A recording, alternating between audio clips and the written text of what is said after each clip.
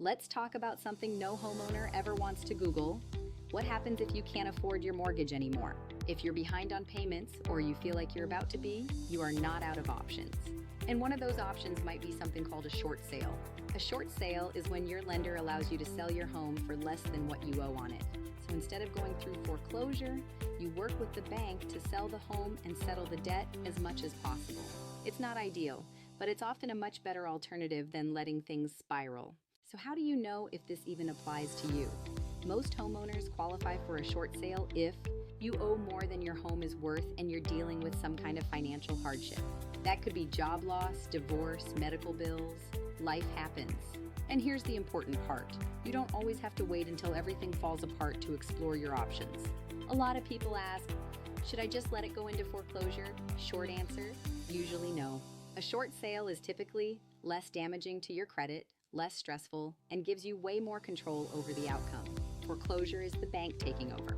A short sale is you being proactive. Here's what the process actually looks like. You list the home just like a normal sale. You get an offer from a buyer, and then the bank has to approve it. That's the big difference. Because the bank is taking a loss, they review everything before signing off. And yes, you can stay in your home during the process. Short sales typically take about 3 to 6 months, sometimes longer depending on the lender. So no, you're not getting kicked out overnight. You have time to plan your next move. This is the part everyone is really worried about. Do you have to bring money to closing? In most cases, no. The lender typically covers agent commissions and a lot of the closing costs.